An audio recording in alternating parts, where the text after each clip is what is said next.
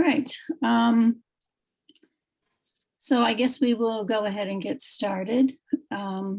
Just hello, everyone, and thank you for joining this evening. I'm Kristen Wolf with the Sustainable Water Network, and we welcome everyone to our first River Series program. And our work has focused on better protection for our desert rivers and finding ways to keep them flowing. And once a month, we're going to be spotlighting an Arizona perennial river. And tonight, we're grateful to have Peter Else from the Lower San Pedro Watershed Alliance to kick off our river series with information about this critically important biodiverse region, the Lower San Pedro River. So before he gets started, I'd like to say a little bit of background about our speaker, Peter Else. So after getting a degree in agricultural science from the University of California, Peter spent 10 years learning the craft of farming in Southern Tennessee. In 1981, he moved to Tucson, where he worked for the University of Arizona for 24 years as a researcher and as an administrator in the College of Agricultural and Life Sciences. Peter has maintained a residence and gardening operation on the San Pedro River near the town of Mammoth since 1991, and has been involved in local conservation efforts for the last 30 years. He helped to establish the Lower San Pedro Watershed Alliance in 2013 and has served as its volunteer chairperson since then. So welcome, Peter, and I now turn this Zoom over to you. Thank you, Chris. Can everybody see the opening image okay? Does it look okay to you, Chris? It does, yes. All right. I don't know if you can make it, if you can't make it any bigger, that's fine, but otherwise it's good. That's full screen on my computer. That's fine. Thanks everybody for being here tonight. I appreciate you taking the time to listen to this presentation, and to hopefully we'll have some time for discussion after I'm done talking about my slides. I've got a clock in front of me. I'm going to try to limit my talk to 35 or so minutes so that we'll have some time for some interaction. I actually feel more comfortable with that than sitting alone in my dusty office talking into my computer screen. This opening image is of a beaver dam on the Three Links farm near Cascabel. It's part of a 1,400-acre conservation easement that our group monitors on behalf of the U.S. Bureau of Reclamation. So first question is, where is the San Pedro watershed? And you can see on this map of watersheds in Arizona that it's labeled as watershed number 9. It's a rural watershed adjacent to Arizona's growth corridor, which is also known as the Sun Corridor. I'm going to try to move some things out of my view here.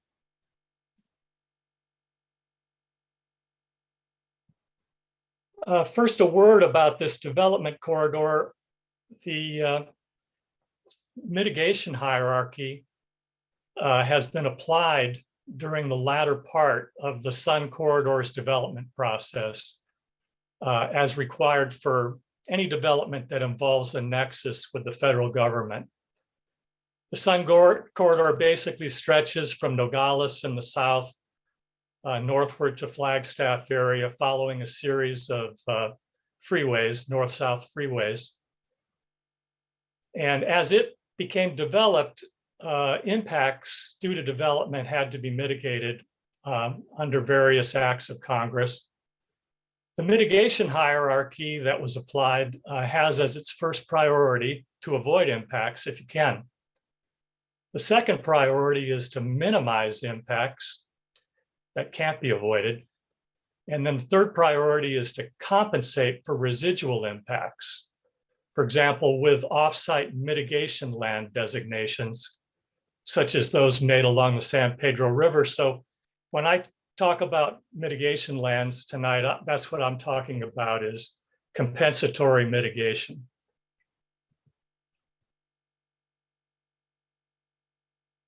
So here's the location of the Sun Corridor on this map of watersheds in Arizona. The most impacted watersheds of the Sun Corridor are the Santa Cruz, the Middle and Lower Gila, the Verde, Colorado, and Salt Rivers. And here it is in relationship with the San Pedro Aravaipa Conservation Corridor.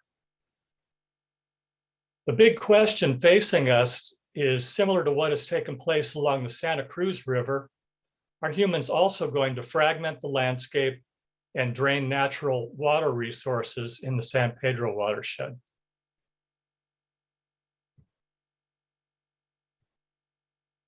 Now here, just looking at the lower San Pedro watershed, which extends from a granitic structure called the Narrows down here, which is located about 10 miles north of Benson, Arizona, extends northward all the way to the confluence with the Gila River at Winkleman.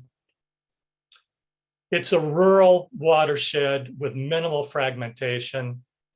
It provides wildlife connectivity among the 4 surrounding mountain ranges. And it includes the second largest block of unfragmented wildlands in Arizona and New Mexico. You can see that there's 4 different counties involved in this watershed, and that there have been a lot of conservation investments made by various groups throughout the watershed. As far as land management goes, there's 1.3 million acres total. And when I'm speaking of large conservation holders, when I use that term, those are the ones that I've noted in green in the paragraph at the bottom of the screen. Mainly the Nature Conservancy, Pima County, Saguaro National Park, Arizona State Parks, Arizona Game and Fish, Bureau of Reclamation, the Salt River Project, 2 of the mines, and the BLM.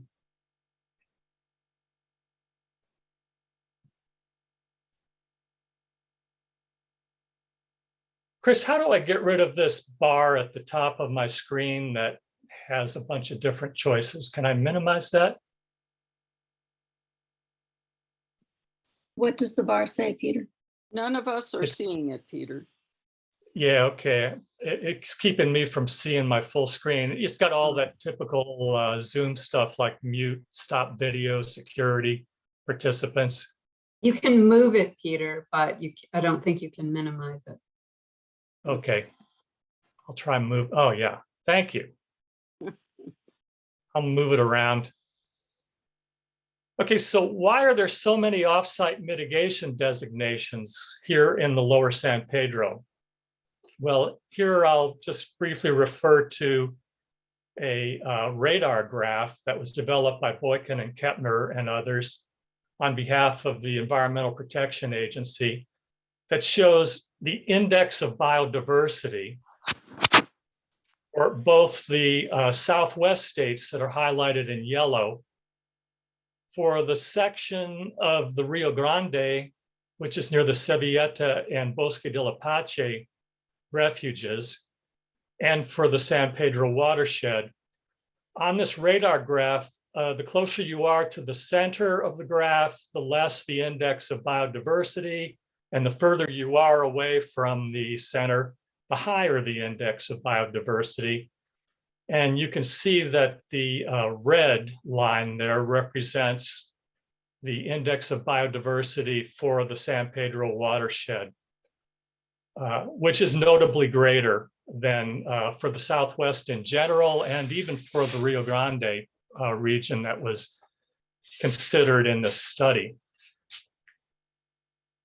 Now, it came up at one of the Natural Resource Conservation District meetings that I attended that one of the ranchers said, how come we don't mitigate the impacts of the Sun Corridor along the Santa Cruz River? Why is it always on the San Pedro? And the reason was pretty straightforward for the Fish and Wildlife Service, that so much of the Santa Cruz watershed has been significantly fragmented with freeways and has been dewatered of its natural riparian water reserves.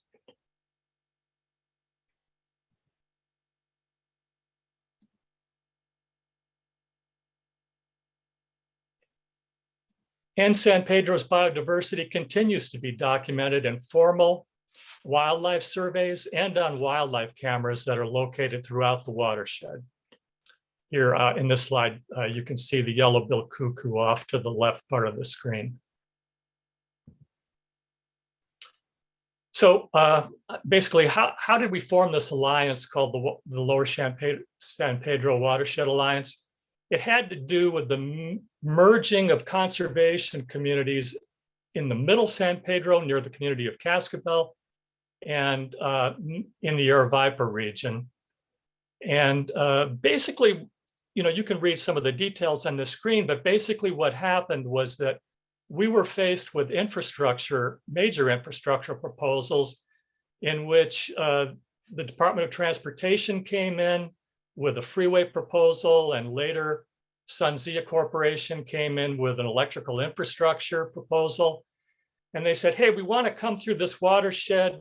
We're either going to come through the middle San Pedro or we're going to come through the Aravaipa region. You guys fight it out, and then we'll make a decision from there.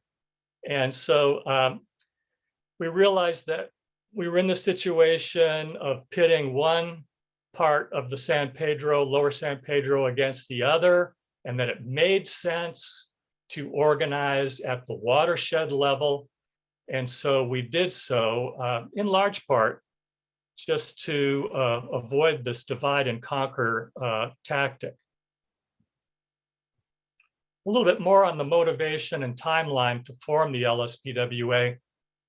I mentioned the struggle against major infrastructure proposals. Then in 2011, the US Fish and Wildlife Service proposed some form of a wildlife refuge. They weren't real specific about what form it would take, and they wanted to enter into a collaborative relationship with the stakeholders, but they made the proposal. And shortly after that, the Malpai Borderlands Group and the Altar Valley Conservation Alliance came to our watershed and held a forum in 2012 to promote this notion of developing a collaborative conservation plan. The two local natural resource conservation districts rejected the refuge proposal, pursued an alternative plan of their own, but then dropped that initiative when the Fish and Wildlife Service dropped their refuge proposal. And that was in July of 2012.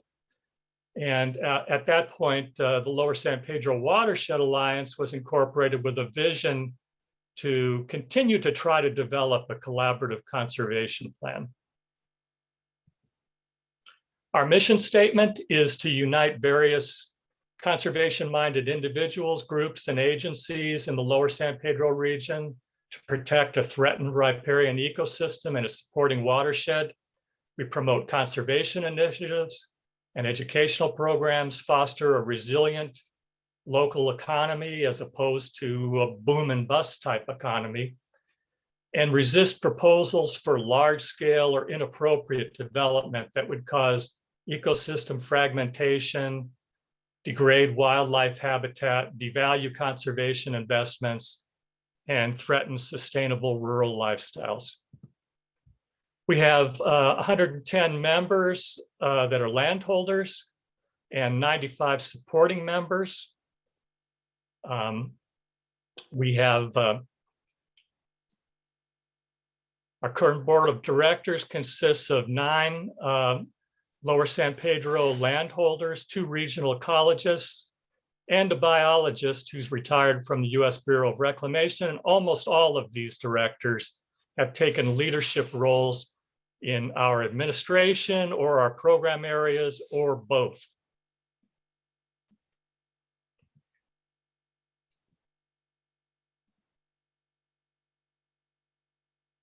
And our alliance helped to initiate a broader collaborative meta group called the Lower San Pedro Collaborative.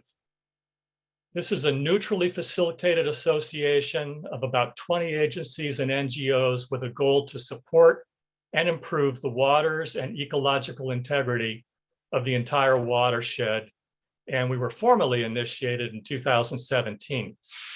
So that was 4 years ago. However, there's been great reluctance by large conservation landholders to develop a riparian zone protection plan that would unify their conservation investments and help protect the ecological integrity of this watershed. Even a recent 2021 proposal to simply start a brainstorming session was unfortunately rejected by the large conservation landholders. So why have we had such reluctance to develop this conservation plan? These are my opinions. I didn't run these by my board. So I'll just preface it with that. First one I want to mention is that there's a fear of backlash from the local ranching and mine worker community. Strong opposition to a San Pedro conservation plan by ranching and mining interests has made this a hot button issue. And big players often don't like to get involved with hot button issues. The second one on your screen is conflicting interests held by holders of large off-site mitigation designations. For example, the mines have mitigation holdings, but they want to leave the door open to start new mines in the watershed. New mining exploration is taking place right now.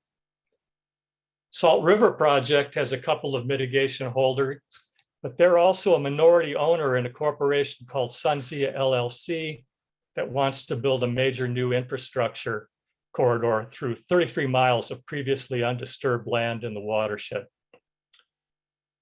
Pima County has mitigation designations under their multi-species conservation plan in the Lower San Pedro, but they didn't particularly want this proposed new infrastructure corridor to run through Tucson region. They decided not to directly intervene in the Arizona line siting process, which was headed towards the San Pedro route, but they lobbied for a compensatory mitigation condition in SunZia's state permit, which would potentially lead to the convoluted situation of mitigating impacts to their mitigation designations. I'll say a little bit more about SunZia in a few minutes, because SunZia is really not the only alternative available for renewable energy transmission in this region. The third factor I want to mention is state and local politics, in which rural conservationists generally have very limited lobbying power. The fourth is not recognizing the critical difference between environmentalism and ecology. I'd just like to take a moment to talk about this. The separation of humans from the ecosystem is actually embedded in our language. The word environment means that which surrounds, which begs the question of surrounds what? 99% of the time, the answer is humans. With a human-centric definition and implied separation from the greater ecosystem, humans can view their environment as an amenity, or worse yet, as a source of seemingly unlimited resources. Another implication of this word is that the more humans you have in a region, the greater your political lobbying power is for environmental protection. Remote places like the Lower San Pedro watershed sort of become the redheaded stepchild, and then corporations move in to exploit these remote areas for resources. Overall, there's a significant difference between urban and suburban environmentalism and protecting our last remaining wildlands.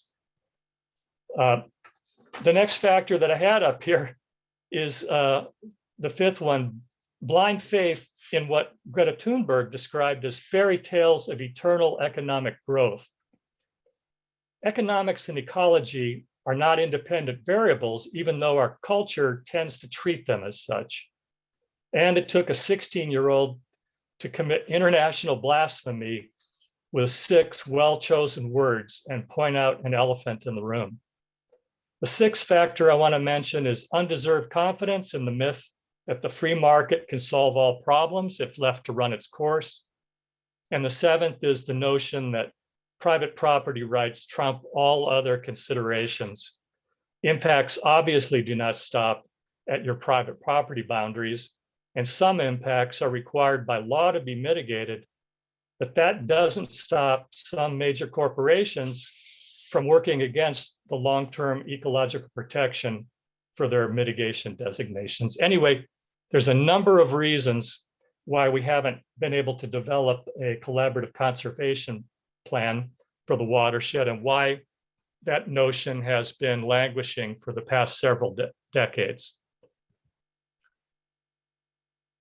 How has this political situation affected our program areas? When we started out, we focused on developing educational materials, comment documents, promoting the formation of a collaborative meta group, doing on-the-ground conservation projects, and reaching out to increase our membership.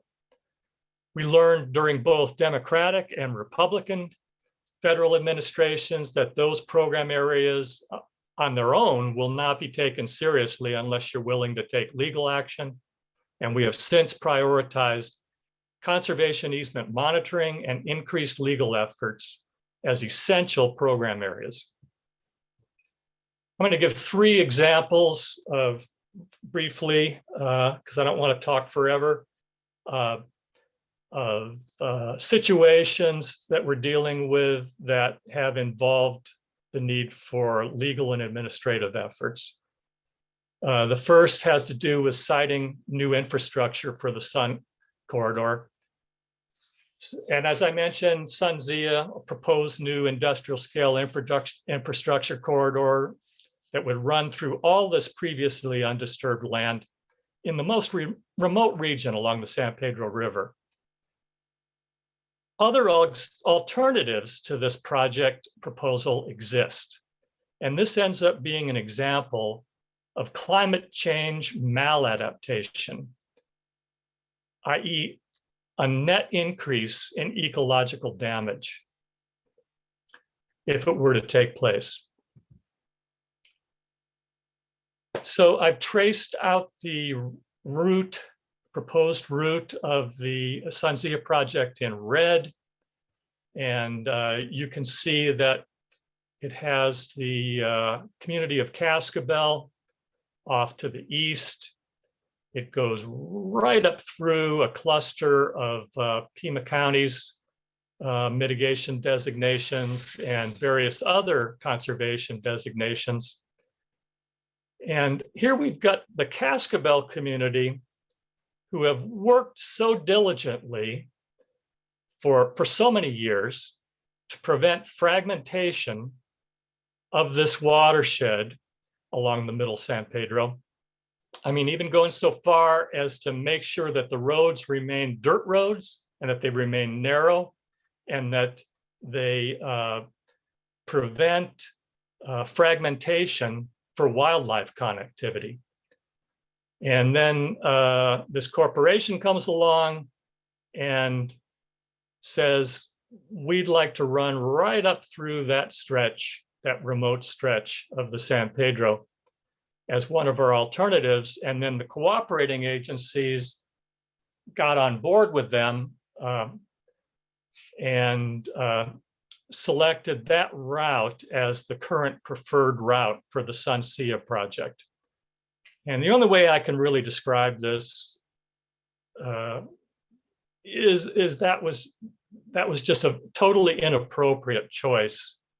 And we continue to resist this project to this day, and we'll continue to do so through this, the 3rd environmental review process for the SunZia proposal. It's now going into its 13th year of permitting, and other transmission proposals in the meantime have been able to get their permits in half that amount of time. That should give you a clue about a project's basic design concept, the viability of their basic design concept, it's taken this long and this many revisions to try to get their permits approved. If you want to learn more about a local culture of conservation, I strongly encourage you to visit this website. It's easy to remember, cascabelconservation.org.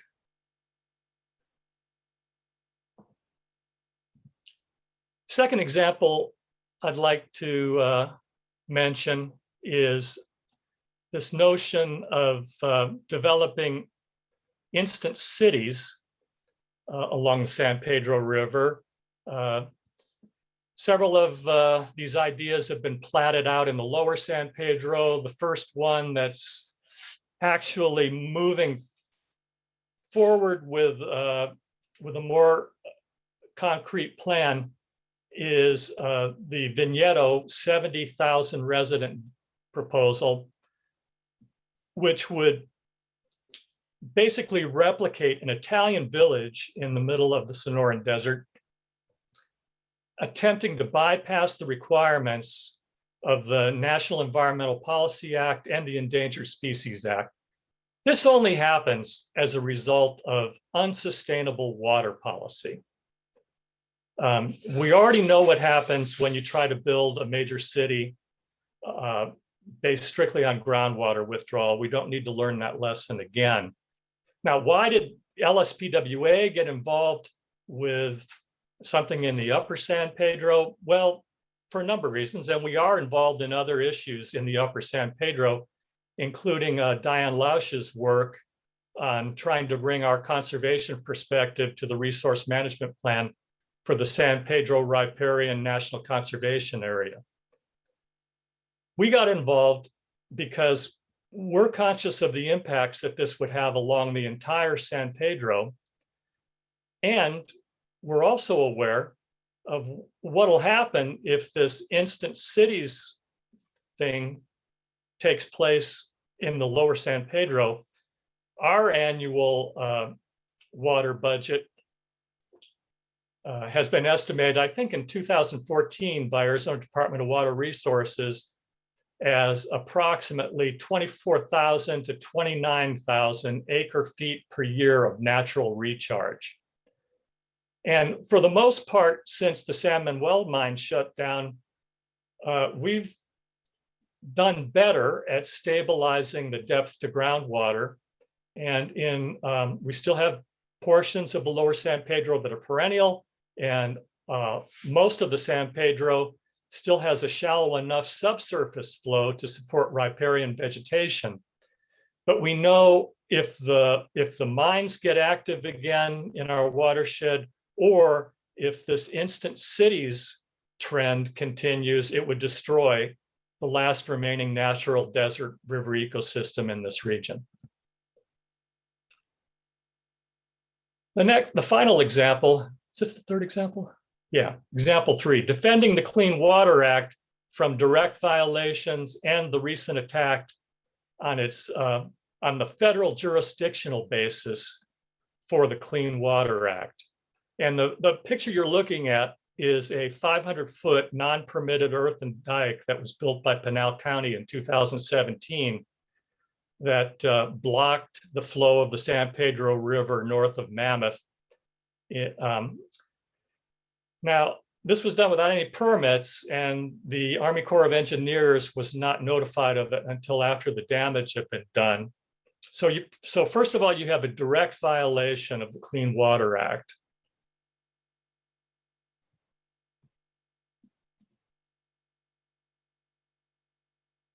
You have these impacts that happened as a result of damming the river for those 6 months before the Army Corps of Engineers got Pinal County to take the dike down. You have impacts on flooding, sediment deposition, and invasive species. So floating on the surface of the retention lake, and the water was held there for about 2 months following the 2017 monsoons. And floating on the surface of this retention lake was a brown organic matter that turned out to be tamarisk seed And you can see from these lower two pictures that what emerged was a thicket of new tamarisk growth over about 60 acres. Tamarisk is extremely flammable invasive species. It was responsible for the recent Margo fire. Tamarisk is rapidly turning portions of the San Pedro River from being a barrier to wildfire spread to being a conductor of wildfire. The other thing I want to mention briefly here is, why is there so much sediment? If you look in the upper right-hand corner here, you see a fence post that I installed in 2015 that's buried in sediment 4 feet deep in 2017 due to this human-caused flood event. Why so much sediment? Well, it reflects on the health of the watershed with drought and climate change and a lot of other factors, wildfires, overgrazing, lots of off-road vehicle use. You're getting much more soil erosion.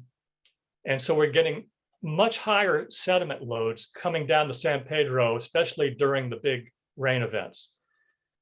Now, I want to mention the jurisdictional basis of the Clean Water Act, because during the Trump years, 95% of the waterways that have previously been protected under the Clean Water Act were removed from protection, from federal protection.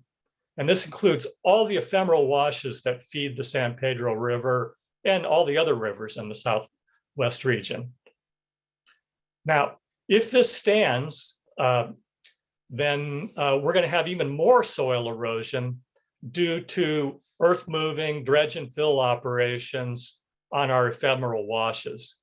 So our group is very much involved in the administrative and legal processes of helping the new administration redefine the waters of the US. That's what the jurisdictional basis is called. WOTUS is the abbreviation.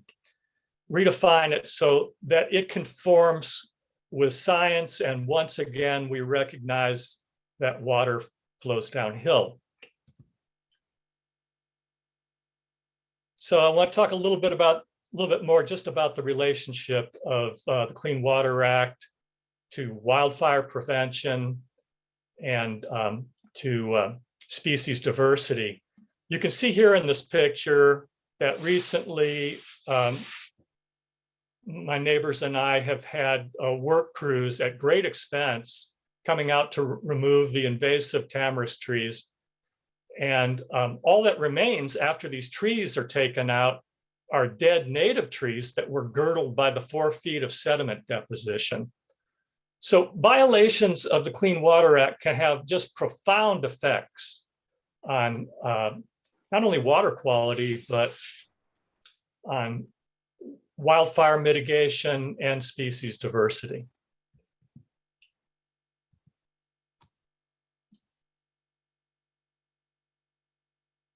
I want to mention that there's been an enormous effort that's gone into eradicating invasive tamarisk from Aravaipa Canyon. I particularly want to mention the efforts of one of our members, Phil Hedrick, who's coordinated with different managers of the, as they came and went, of the Aravaipa Canyon wilderness area, with agencies, with all sorts of volunteers to control invasives in Aravaipa Canyon. And progress can be made.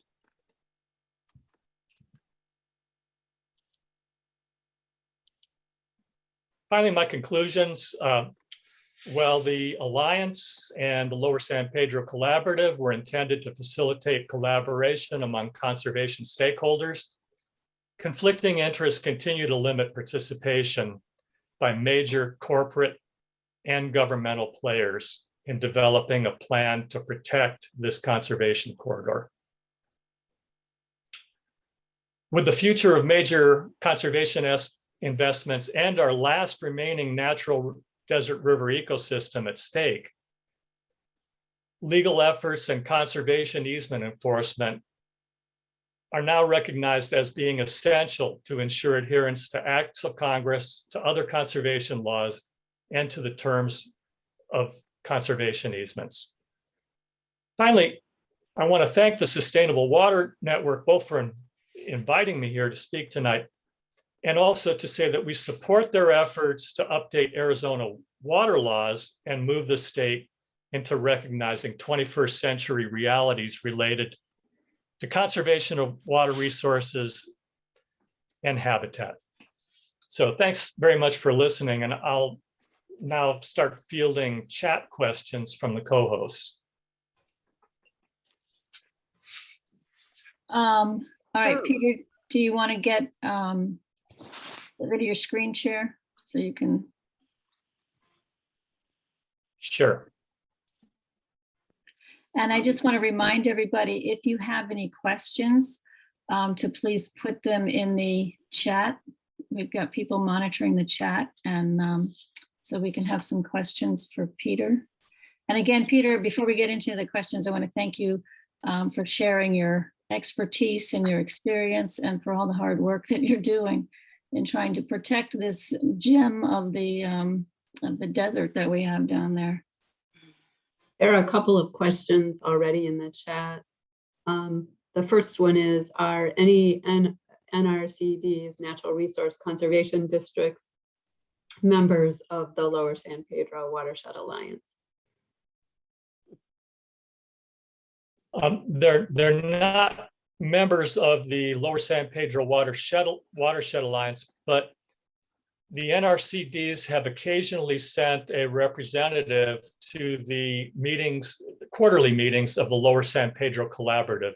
That's the neutrally facilitated meta group that we helped to form, along with a lot of others that were involved in a landscape conservation design process for a couple of years. So there has been some collaboration with the NRCDs through this larger collaborative. Another question. What legal actions are you taking right now? How do you fund them? It's a good question. I'll give a couple of examples that we're involved with right now. The first is regarding the Vigneto proposal, Eldorado Holdings attempting to bypass the requirements of the National Environmental Policy Act and the Clean Water Act and the Endangered Species Act. We were fortunate to get the pro bono services of Earth Justice. And if I could just make a plug for Big Greens, if you know anybody who really wants to donate to a national group that is really out there protecting our ecosystems, I highly recommend Earth Justice. We work with the Denver office of Earth Justice. LSPWA is one of 6 plaintiffs involved in the lawsuit against the Army Corps of Engineers regarding the Vigneto situation. So we're involved there, and we have brilliant young attorneys working with us there. It's so inspiring to see folks like that who also have been responsible for making sure that the Rosemont mine near Tucson doesn't march forward without ecological consideration. They've been very instrumental there. Now, on SunZia so far, we've been on our own. And the last lawsuit, I had to go out on my own as an individual. That was in the Arizona court system. We don't know what's going to come up with this new environmental review, but we're going to participate in all administrative aspects that we can. And if need be, we'll go to court if there's an opportunity to do that or a need to do that to try to stop this project. We also, several of us were fortunate enough to get an appointment with the national office of the BLM when Nada Culver was the acting director. We were able to speak to her directly about trying to expand the scope of analysis for the SunZia project so that we consider more alternatives in the next environmental impact statement than simply the narrow range of alternatives that SunZia wants to consider, including new route alternatives that are rational, and also including the scoping comments of another transmission proposal that's already received its permits. It's an outfit called the Southline, Black Forest Partners and the Southline project. They've pointed out that their project was able to develop electrical infrastructure proposal that maximizes co-location with existing infrastructure. And they did a lot of this just by simply upgrading existing electrical lines. They're also pointing out that tie lines are much better. A tie line is something where you take a resource from central New Mexico and you try to tie it into the grid. That this is much more effective if you take the shortest route possible to get your tie line into the grid and start accessing transmission capacity that's currently being retired from the retirement of coal-fired plants.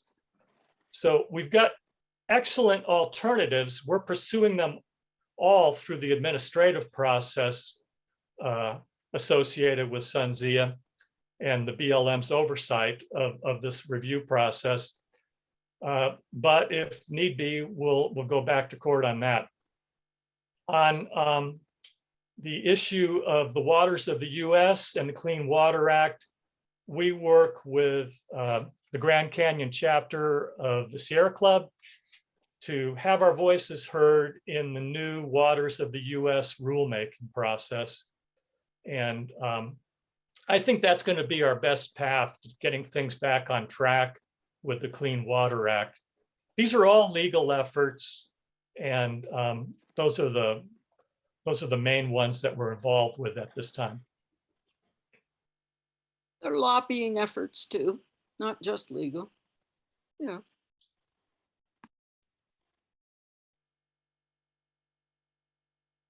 All right, let's see. From the new Tucson Audubon Society conservation advocate, David Robinson.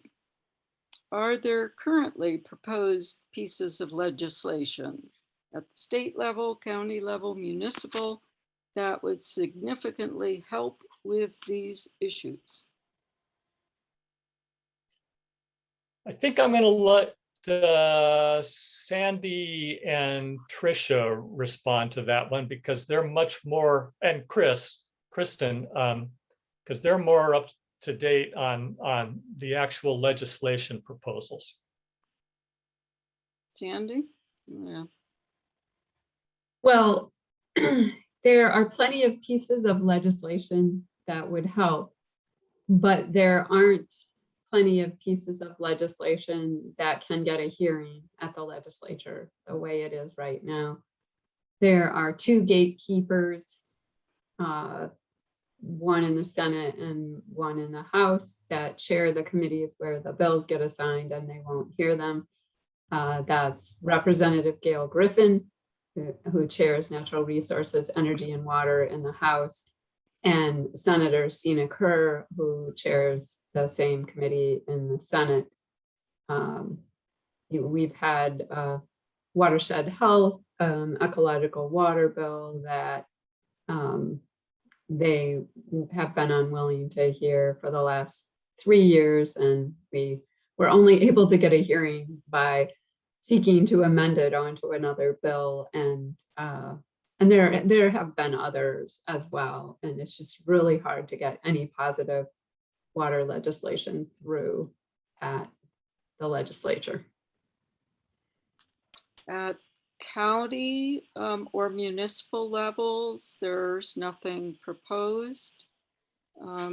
County and municipal have little to no authority to affect water laws in Arizona. They have to be done at the state level.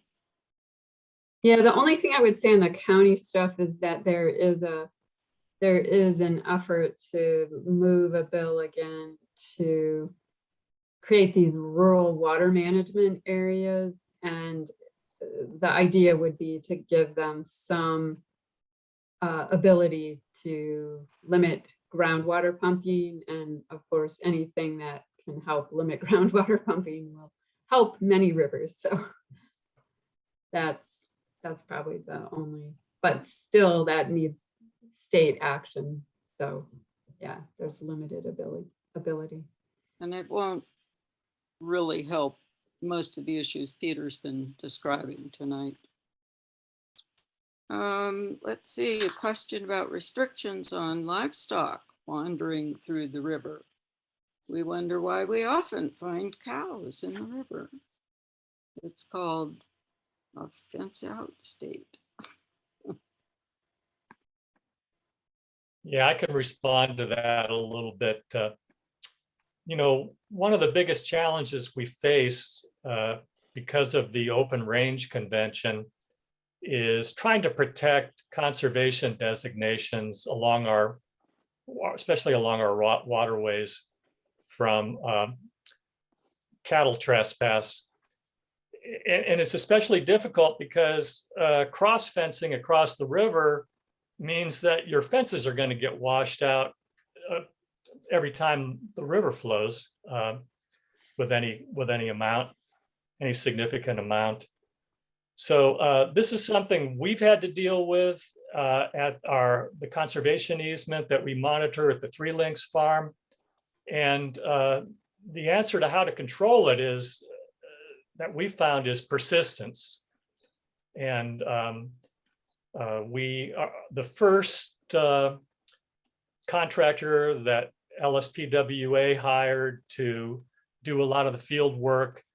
It was a young, vigorous man named Alex Binford Walsh.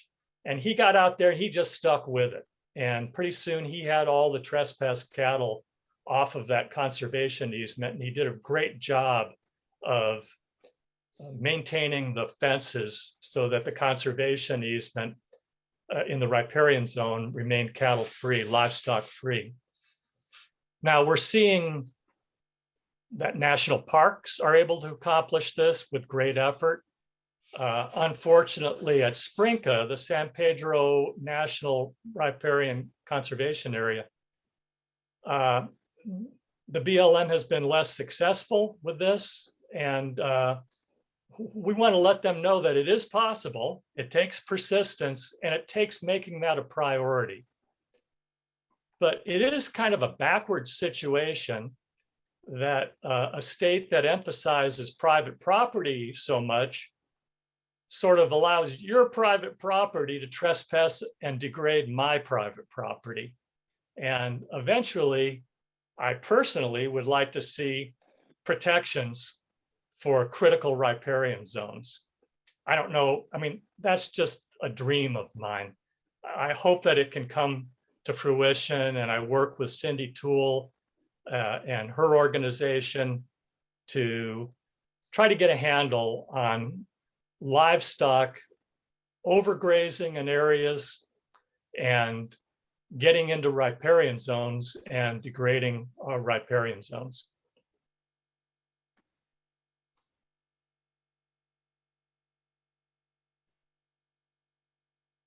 Wasn't sure if I was alternating with Sandy or not. Let's see.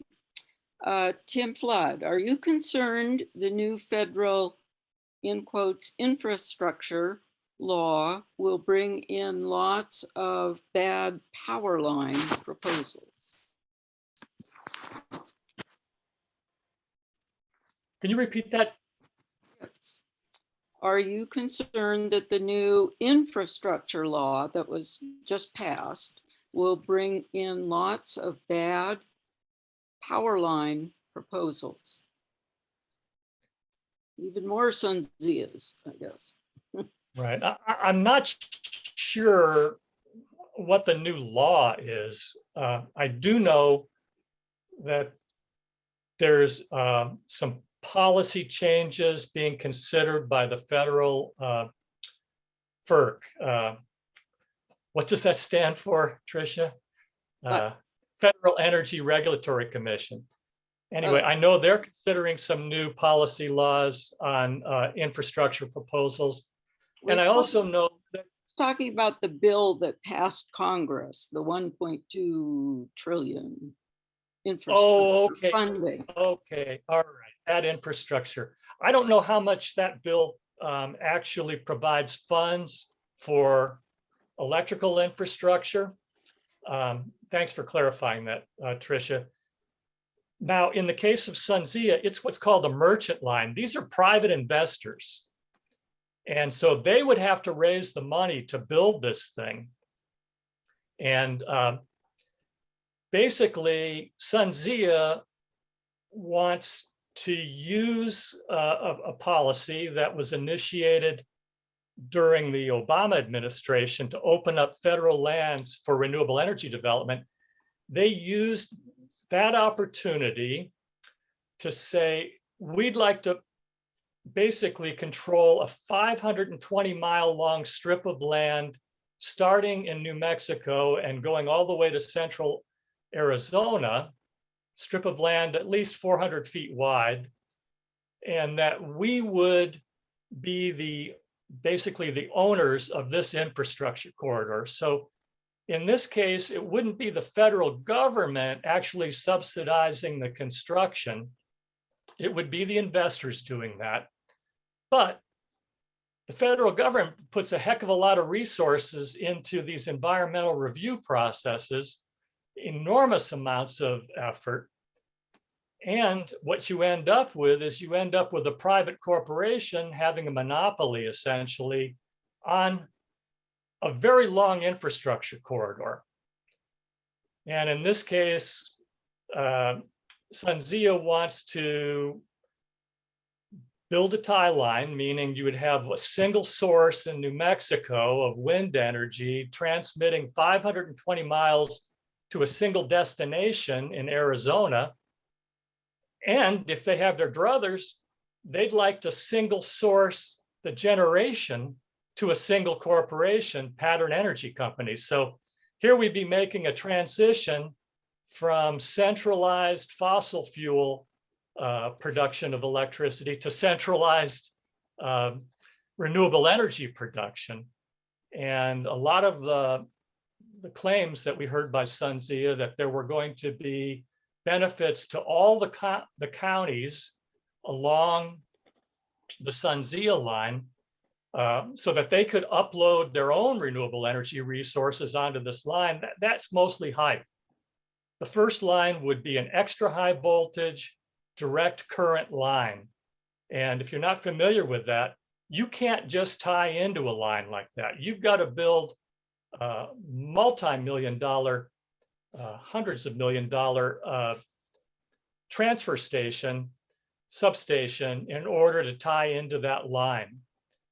So although this new infrastructure bill probably wouldn't accelerate a project like SunZia, federal policies have, and sometimes inadvertently. I think under the Obama administration, by opening up federal lands to renewable energy development, you had a lot of people kind of move on a land grab and did their best at greenwashing their proposals.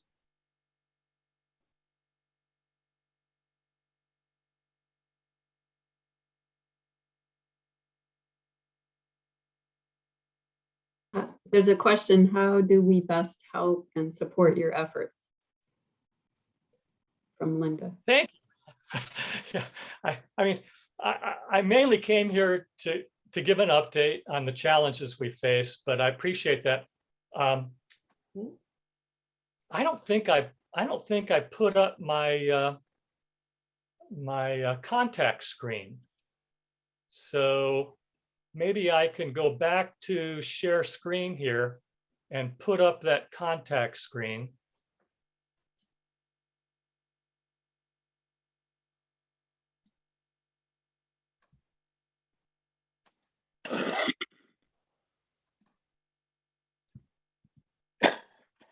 All right, so you can get a hold of our organization in various ways that are on your screen. Some of the things that we're going to be doing is we're going to continue to lobby the Bureau of Land Management, encourage them to expand the scope of analysis for SunZia's next environmental review process. We're going to be participating in the new rulemaking process for the defining the waters of the US. We're in pretty good shape financially on the Vigneto situation, but if we get into a situation where we need to raise funds for other litigation processes, if you're on our mailing list, we just don't collect money to collect money. We'll put out the word if we need help with a court filing or something like that that we need to raise money for. And there's lots of other ways that you can participate. Please use the contact information if you want to get involved. One thing that people can do right now also is to contact Pattern Energy Company and let them know this does not reflect well on your corporation to choose SunZia as your transmission alternative. There are much better alternatives out there, including the proposals that Southline made, Black Forest Partners made in their scoping comments, and appeal to their corporate sense of responsibility as a corporation that purports to really care about ecological protection. Peter, while Chris is doing the wrap up, would you put at least the name of that energy company that you were just referring to and any information you might have about it, phone number, whatever? Thank you. Yeah, I don't have any contact for them. It's a really easy name to remember, Pattern Energy. Like And sewing pattern. Pattern, yes. Pattern? Okay, thank you. Pattern. And Google them. you can Google it and you'll find you'll find references to them, and you'll find references to SunZia, and potentially if you Google SunZia, you'll also find references to the oversight agency, the Bureau of Land Management's New Mexico office, to SunZia's third environmental review process. All right. Go ahead. The main thing is that, I just encourage everybody to be activists if you're not already, and to live as much as you can with a great connection to the natural world rather than the virtual world. Thanks a lot for listening. All right. And again, we thank you, Peter, for sharing this update with us and letting us know what's happening in the Lower San Pedro River area. And I just want to remind everyone that next up in our series on December 8th, we're going to be having Mike Foster from the Friends of the San Pedro to discuss issues and what's happening in the Upper San Pedro River. I don't know if you find chat on your Zoom screen and you go to the very bottom of chat, you'll see 3 little dots along the bottom there. If you click on that, it gives you an opportunity to save the chat. And I posted a link to Mike's talk for next month on December 8th. And I will be sending out that link to the same people. So you should be able to get a hold of that link for next month. So again, we're going to be doing once a month. I don't see it. Chris, you don't see it? It's not in the chat. No, Chris, if you posted it at the beginning, Right. if people join after you post it, they can't see it. So Oh, I if you wanna go- posted it. No. Okay, I posted it multiple times. Nope, not showing up in. Sorry. Do it again. Posted it again. So there. Right. For now, you No. can close the chat. Question in the meantime about will the recordings be available for later viewing? Yes, again, when I've recorded Zooms before, sometimes I don't get them for like 24 hours or more. So once that's available, I'll be sending them out through our usual coalition email. A lot of people from the Lower San Pedro Watershed Alliance can get it through Peter. So we'll get a recording out and I'll post it on our website. So there'll be It multiple still ways. didn't for- show up in the chat, by the way. Our website Yeah. being website being what? Huh. Are you sending it to Okay, like the here we go. waiting room? Try that. Did it appear now? No. Are you sending it to the waiting room or? There are you you- are. There you are. Oh, Got it. there. Okay, Okay, There. Okay. got it. Okay, I'll be quiet. no problem. All right. No problem. All right, again, thank you, Peter, for sharing this information with us, and we look forward to seeing everybody hopefully next month and to continue our river series. Again, thank you, everybody, and good evening. Good night. Thank you. I'll stop recording.